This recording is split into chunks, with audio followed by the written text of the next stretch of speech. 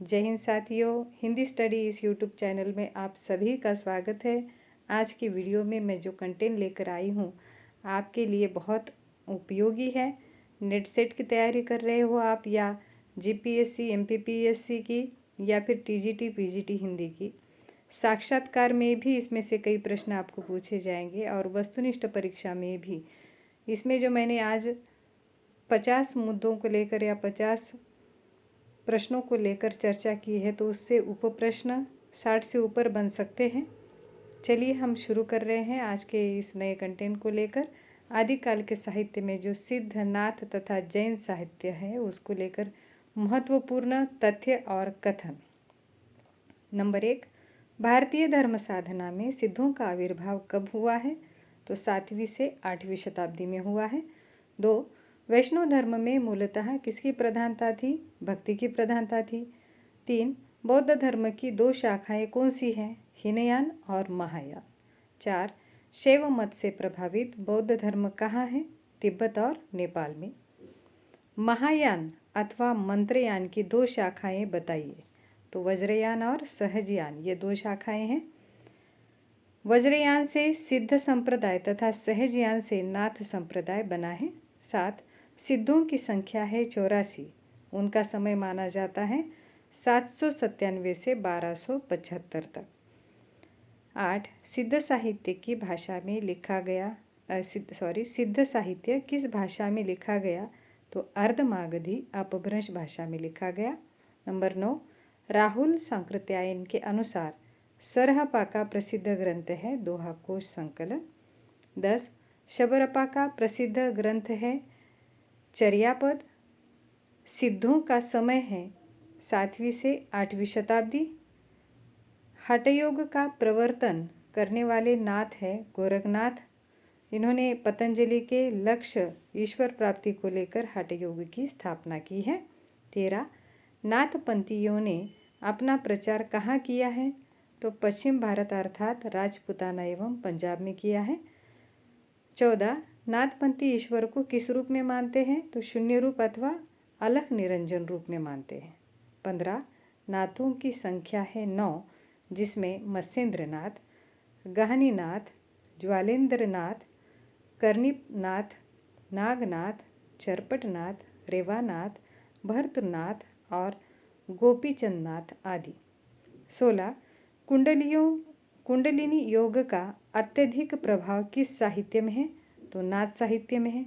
17, गोरखनाथ की रचनाओं का संकलन किसने किया है? तो बड़तव्याल जी ने गोरखबाणी इस नाम से किया है। जैन मत के अनुयायियों का प्रभाव प्रमुख रूप से कहाँ रहा है? तो गुजरात और काठियावाड़ में रहा है, और ये 8वीं शताब्दी से 13वीं शती तक रहे हैं। जैन साहित्य अधिक मात्रा में किस भाषा में लिखा गया? तो अपभ्रंश भाषा में लिखा गया है। अपभ्रंश का वाल्मीकि किसे कहा जाता है? स्वयंभू को कहा जाता है। अपभ्रंश का व्यास किसे कहा जाता है? पुष्पदंत को। स्वयंभू की रचनाएं कौन सी हैं? पौमचर्यु, रिट्ठनेमिचर्यु, स्वयंभू छंद, ये 3 रचनाएं हैं स्वयंभू की। पुष्पदंत की रचनाएं कौन सी हैं? तो महापुराण, जसहर चर्यु तथा नयकुरान चर्यु। 10वीं शती के कवि धनपाल की रचना है भविष्यत कहा। 933 में देवसेन ने किस ग्रंथ की रचना की? तो श्रावकाचार ग्रंथ की है। 26, श्रावकाचार को किस आचार्य ने हिंदी का पहला काव्य ग्रंथ माना है? तो डॉक्टर नगेंद्र ने माना है। शालिभद्र सूरी, भरतेश्वर बाहुबली रास, ये 1184 में मुनिजिन विजय, इसे 1184 में लिखा गया, और मुनिजन विजय इसे जैन साहित्य की रास परंपरा का पहला ग्रंथ मानते हैं। किसे? भरतेश्वर बाहुबली रास को।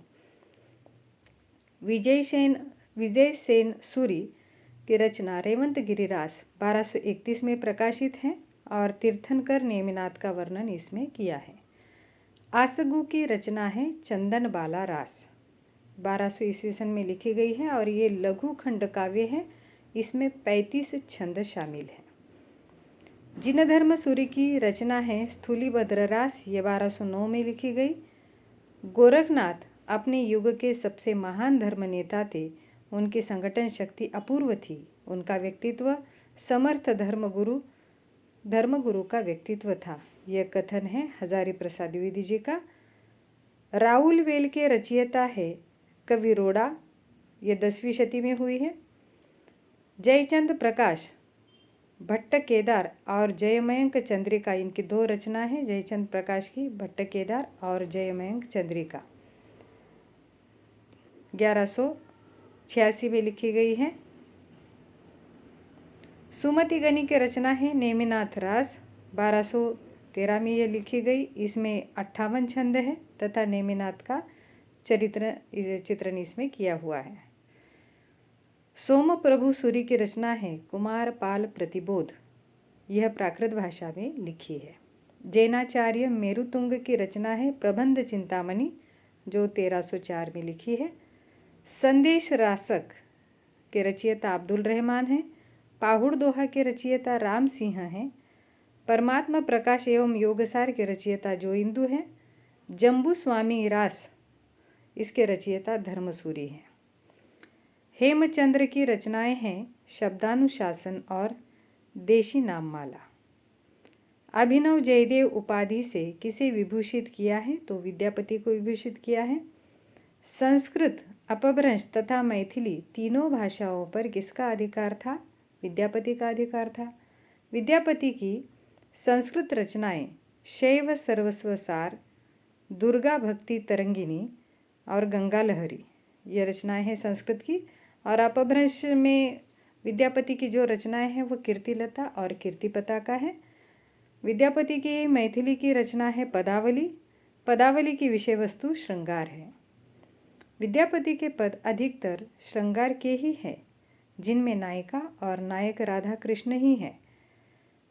ये किसका कथन है, तो आचार्य रामचंद्र शुक्ल का।